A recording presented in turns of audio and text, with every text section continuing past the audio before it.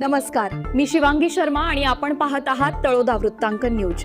चला जाणून घेऊया आजच्या ताज्या बातम्या। त्र्यंबकेश्वर देवस्थानचा मोठा निर्णय, कुंभमेळ्यापूर्वीच भाविकांसाठी नवी नियमावली।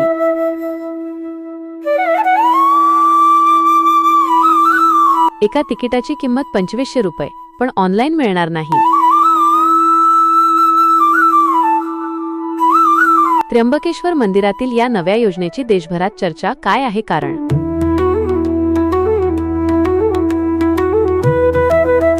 वृत्त संकलन, तळोदा वृत्तांकन न्यूज नेटवर्कसाठी भगवान आचारी।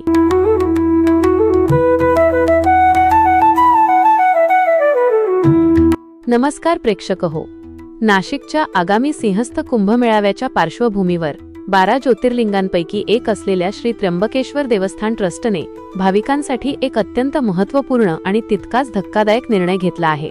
व्हीआयपी संस्कृती आणि सर्वसामान्यांची गर्दी याच्या कोंडीत सापडलेल्या मंदिर प्रशासनाने थेट अतितातडीचे देणगी दर्शन योजना लागू केली आहे। या योजनेअंतर्गत एका व्यक्तीला देवाच्या दर्शनासाठी थेट 2500 रुपये मोजावे लागणार आहेत। विशेष म्हणजे डिजिटल युगातही या योजनेचे तिकीट ऑनलाईन मिळणार नाही अशी कठोर अट घालण्यात आली आहे। ज्या भाविकांकडे वेळेची प्रचंड कमतरता आहे किंवा जे तासनतास रांगेत उभे राहू शकत नाहीत, अशांसाठी ही ऐच्छिक योजना सुरू करण्यात आली आहे। या योजनेची अंमलबजावणी किती व्हीआयपी दर्जाची आहे याचा अंदाज यावरून येईल की 2500 रुपयांचे तिकीट घेताच मंदिर ट्रस्टचा एक खास कर्मचारी स्वतः त्या भाविकासोबत जाईल आणि मंदिराच्या थेट आतील महाद्वारातून अवघ्या काही मिनिटांत दर्शन घडवून आणेल। योजना ऐकायला महागडी वाटत असली तरी भाविकांनी पहिल्या 3 दिवसांतच या सुविधेवर उड्या घेतल्या आहेत। अवघ्या 72 तासांत 150 पेक्षा जास्त भाविकांनी हे महागडे तिकीट काढून ब्रेक दर्शन घेतले आहे। देवस्थानच्या तिजोरीत यामुळे मोठी भर पडत आहे। मंदिर ट्रस्टचे विश्वस्त शुक्ल यांनी या वृत्ताला अधिकृत दुजोरा दिला आहे।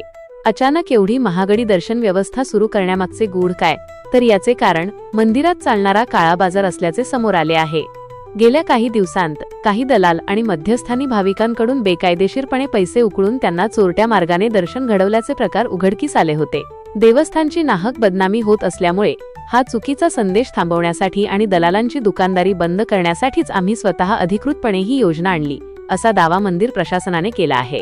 एकीकडे श्रीमंत भाविकांसाठी 2500ची रेड कार्पेट व्यवस्था करण्यात आल्याने तासनतास मोफत रांगेत उभे राहणाऱ्या सामान्य भाविकांमधून तीव्र संताप आणि संमिश्र प्रतिक्रिया उमटत आहेत। देवाच्या दारात पैशांवरून भेदभाव नको अशी सुप्त लाट भाविकांमध्ये आहे।